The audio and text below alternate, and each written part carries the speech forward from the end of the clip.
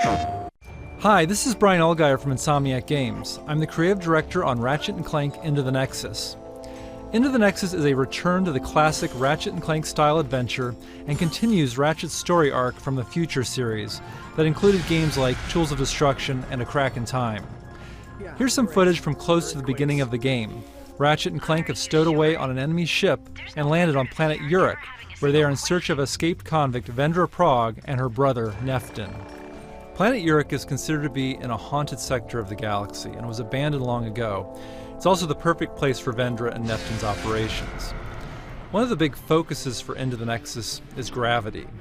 This is something that Ratchet games have explored with spherical worlds, and Into the Nexus goes further by incorporating gravity manipulation in both our weapons, gadgets, and a new game mode that I'll be showing in a little bit. Here Ratchet is using a gadget called the Grav Tether that allows him to create these gravity beams between targets. He can change their direction, create multiple beams, and use them to travel across bottomless chasms.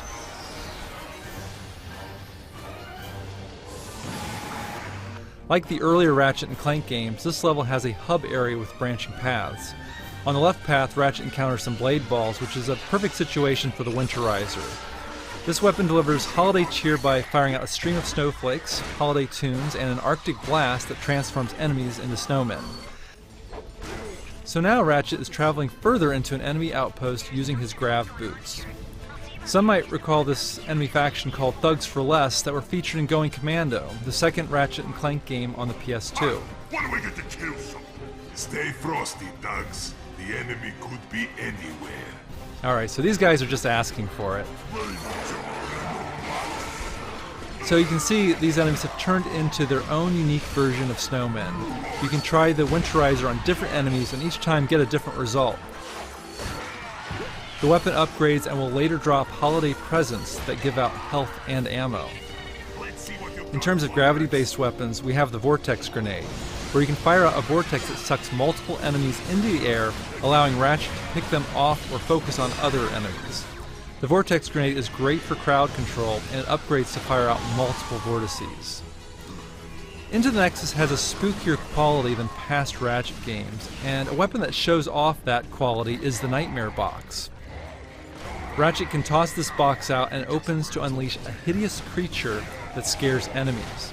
You never know what creature will pop out. There are skeletons, horned demons, giant eyeballs, and of course scary clowns.